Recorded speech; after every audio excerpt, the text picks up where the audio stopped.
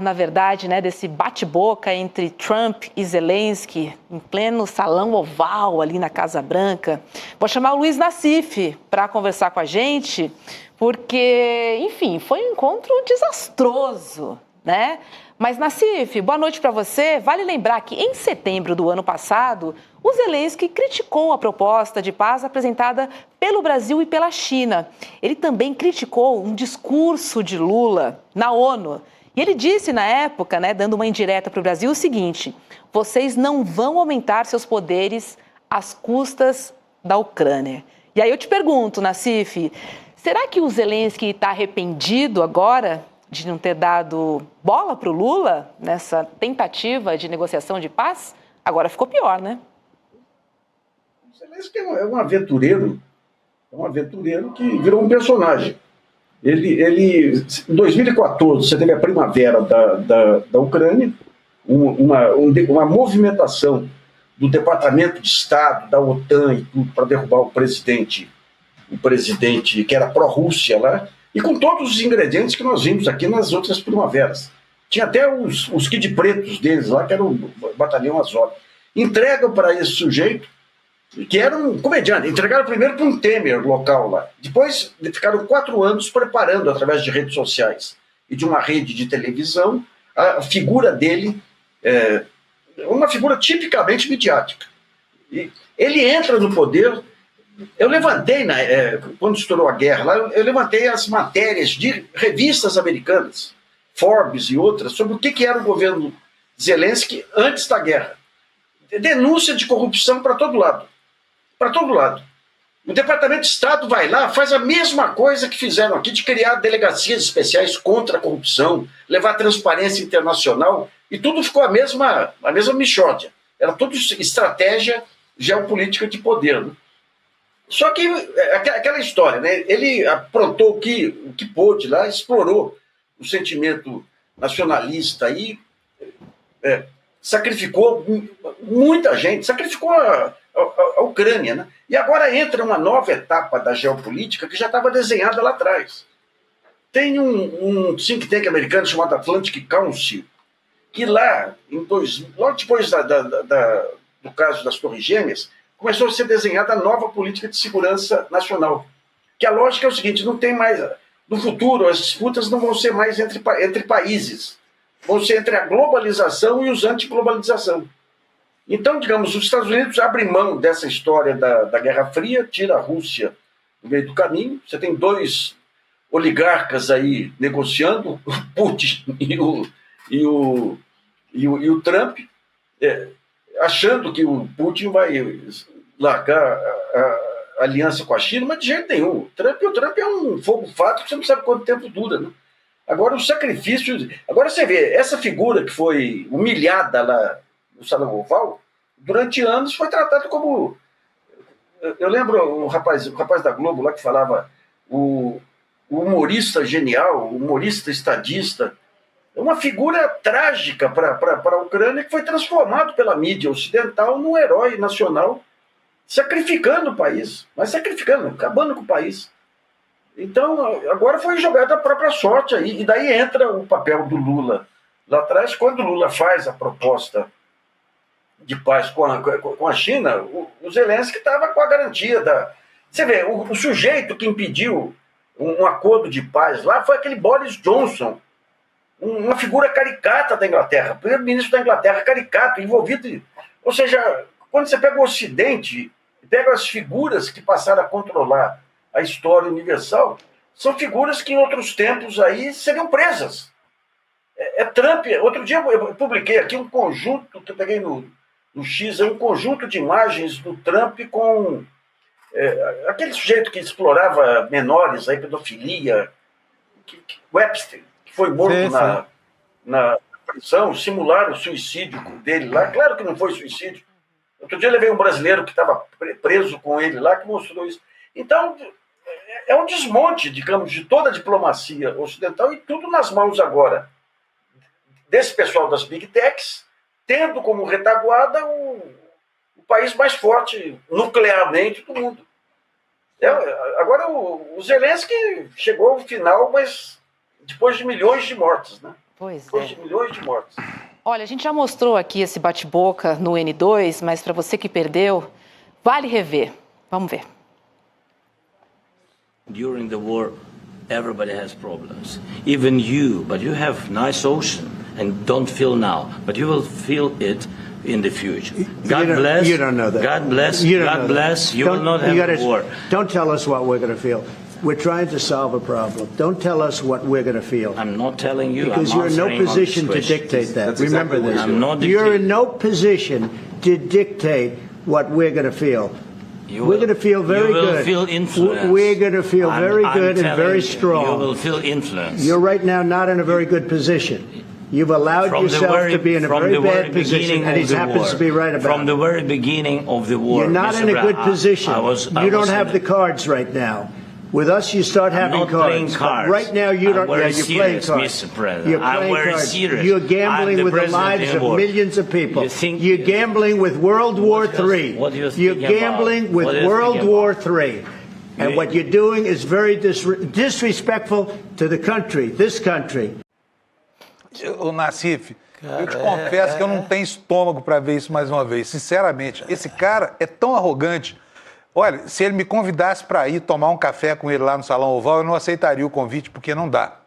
Ele é muito arrogante. O que ele fez com Zelensky foi exatamente o que ele fez com a governadora do Maine ontem, né? Disse para ela que ela iria perder todos os fundos federais porque não ia seguir a ordem do ditador aí, do Napoleão de Hospício, e tirar mulheres trans das competições femininas. Você iria tomar um café com ele? Inacreditável. Você pega todos os departamentos dos Estados Unidos proibidos de utilizar palavras que remetem aí a direitos humanos. Se você é candidato a uma bolsa nos Estados Unidos, a recomendação é não coloque nada ligado a direitos humanos e tudo, que não vai passar. E daí, você vê, ele investe contra o Supremo Tribunal Federal brasileiro aqui, dizendo que o Supremo Tribunal Federal está indo contra a segunda emenda americana, que fala em liberdade de expressão. Ele proibindo o uso de palavras politicamente corretas nos comunicados aí internos dos Estados Unidos. É uma loucura, é uma loucura. Agora, o oportunismo dessas big techs aí não tem. Quando você pega lá atrás, que teve aquele episódio dos russos que teriam ajudado na campanha do Trump, aquilo foi uma armação, não teve nada daquilo. Teve um negócio mínimo lá, daí apareceu um blog lá com um trabalho, suposto trabalho acadêmico falso. New York Times não aceitou, ninguém aceitou. Quem aceitou? O Washington Post, que tinha acabado de ser adquirido pelo Jeff Bezos, que é agora o mesmo cara que muda toda a linha do Washington Post para acabar com qualquer defesa do politicamente correto, qualquer defesa de direitos humanos. Então nós estamos nas mãos aí. Quando você pega o Peter Thiel lá que é um dos bilionários aí ao lado do Musk, os caras vêm da África do Sul, foram contra as liberdades civis na África do Sul. Então nós conseguimos juntar, digamos, através da tecnologia aí, o que tem de pior no mundo empresarial.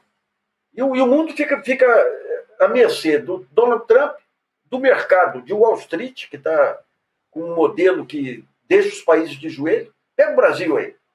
Em dezembro deixaram o país de joelho. Se quiserem hoje aí fazer uma manipulação em câmbio e tudo, deixa de joelho. Então é um fim de período terrível, porque você não sabe o que vem pela frente.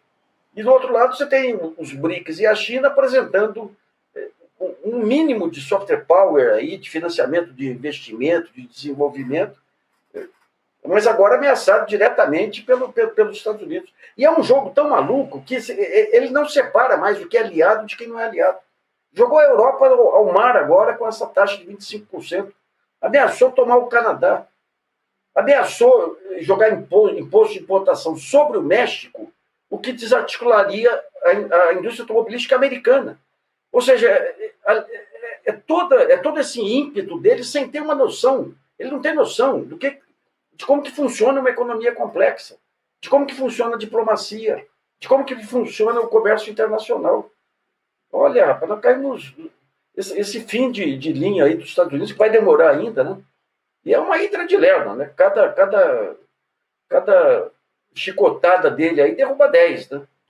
Pois é. Mas realmente essa cena lamentável, com né? Zelensky aí assustador. Lamentável. Eu tenho em mente aqui que é o seguinte, porque tem uma lei, que é a segunda lei da termodinâmica, que chama lei da entropia, né? Uma palavrinha que de vez em quando a gente usa. O que ela fala? Ela fala que quanto mais o tempo, mais todos os sistemas tendem a se desagregar. E essa desagregação é tão grande no final desse processo que o próprio sistema não tem mais a energia interna necessária para se reorganizar. Então, me parece que esse é o último esforço entrópico para manter esse status do Império Americano, viu, Nassif? É um esforço desesperado, porque o que eles estão perdendo ali, sabe, são conquistas. Eu vou contar aqui um episódio. Estou acompanhando na internet as denúncias de alguns poucos que ainda resistem. E na Flórida, por exemplo, em Miami, tinha essa semana, no começo da semana, tinha um congresso lá para discutir problemas da cóclea, um problema de neurocientistas discutindo problema auditivo. Você sabe que o pessoal do MAGA chegou lá e destruiu o auditório? Caramba. Por quê? Porque o estudo que embasava a solução que ia ser encontrada para o problema da surdez foi feito com pessoas negras.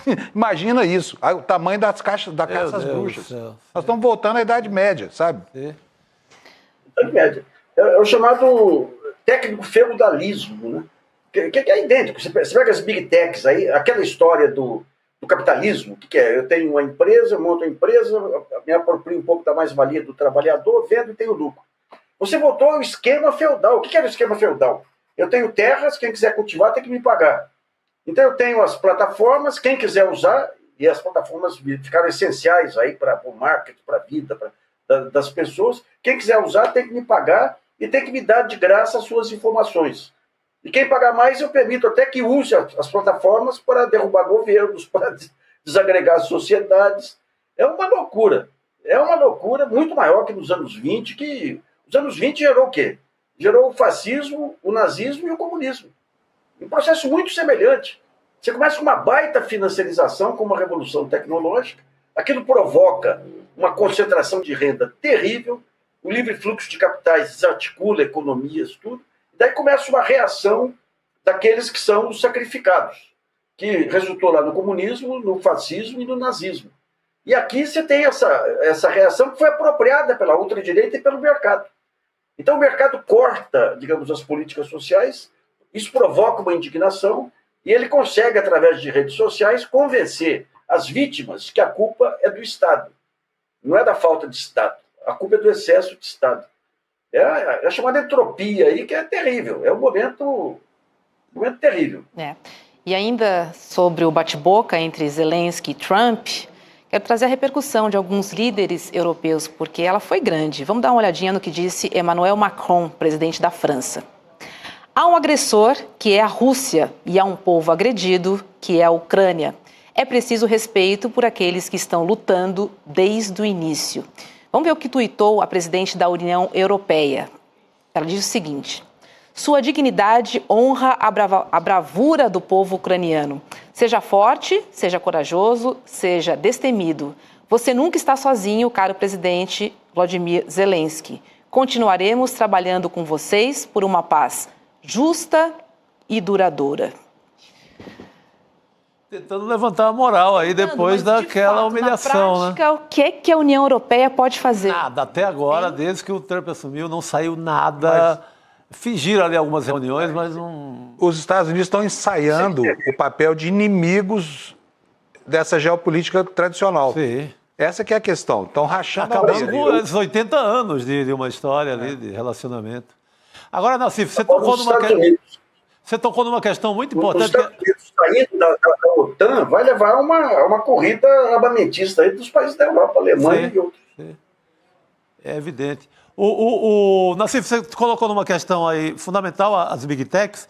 Aí você vê o momento, o maior zelo do Trump, e a maior operação no momento, não só do Trump, mas do Congresso americano também, é de zelar por essas empresas mundo afora, ou seja, tirá-las de qualquer ideia de controle no Brasil, na Espanha, na União Europeia. Então, essa é a grande operação dos caras. Eles não querem que eles sejam, percam um segundo, um Twitter de poder em nenhum desses países.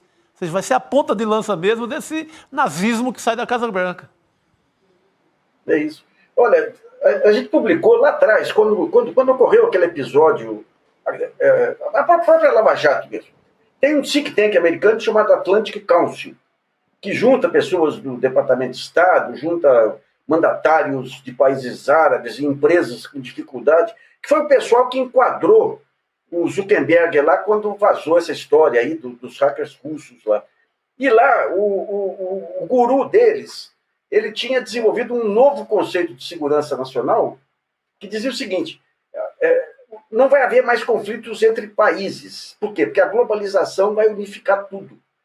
Então, os conflitos vão ser entre a globalização e os antiglobalistas aí. Isso aí em função dos ecos aí das torres gêmeas aí. E o Trump está colocando isso. Quer dizer, quando ele tenta... Você tem dois imperadores aí, o russo e os Estados Unidos, tentando fazer um pacto aí e jogando o resto ao mar, né? E é terrível, porque daí todas as políticas compensatórias, todo o conceito de direitos humanos, que foi o pouco de positivo que veio com o acordo de Bretton Woods, com o Banco Mundial, com algumas organizações importantes, a Organização Mundial de Saúde, a própria Organização Mundial de Comércio, tudo está sendo destruído. E todo o poder, cada um por si, quem tem mais poder, as Big Techs, dominando, não apenas faturando as empresas de maior rentabilidade do planeta, mas interferindo na política dos países através dos algoritmos, né? É um período, olha, o Dr. Mabuse lá, aqueles filmes de ficção lá atrás, são pinto perto da realidade que está vindo aí, viu? Filmes alemães dos anos 20 do século passado. Gabinete do Dr. Caligari, Gabinete do Dr. Mabuse, estava tudo lá. Estava tudo lá, Nassif. Olha, Nassif, agora, o mundo está muito atônito com tudo isso que está acontecendo aí. As pessoas não conseguiram. Eu mesmo fico perdido, assim, vendo essa dinâmica tão rápida, né? É difícil assimilar, né? Dessa mudança que a gente está vivendo. Principalmente quando a gente vive. É difícil, não tem um histórico. É agora, é ao vivo. Eu fico me perguntando onde vai dar isso tudo, porque nós não temos nenhum paradigma assim. Sabe por quê? Porque quando um investido autoritário desse tamanho, né, segregacionista, racista, ela foi autocontida na história até agora. Nós tivemos a Segunda Guerra Mundial, mas o Hitler perdeu aquilo. O Mussolini perdeu a Segunda Guerra Mundial. E o mundo pôde respirar durante alguns anos como se houvesse aí uma primavera, né, geopolítica no horizonte. Sim. Isso não teve. Mas agora, esses tiranetes aí têm muito poder na mão, principalmente no campo da comunicação social, poder de manipular a mente das pessoas. E é notório que a democracia ocidental vive uma grande crise. Ela já vinha sendo questionada. Aí pergunto para você, você sabe, é possível fazer uma antevisão do que vai ser o mundo daqui a 5 ou 10 anos, Nassif? Olha, o que está acontecendo aqui, se você pega os anos 20, com o advento do rádio lá, você tem uma desestruturação do mercado de informações. Antes você tinha lá os jornais que soltavam informações, muitas com viés e tudo, mas aquelas informações, elas pautavam a discussão. Eu era contra ou a favor.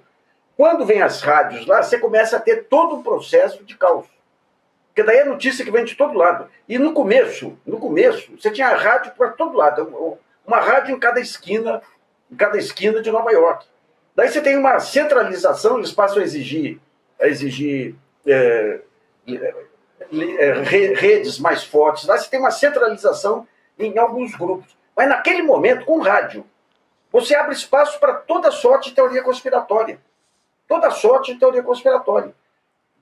E as rádios, depois, num segundo momento, quando os grandes grupos se apropriam das rádios, eles criam as redes nacionais que homogeneizam a informação em nível nacional, dá uma baita força política para eles. Agora nós estamos vendo isso aí com rede social.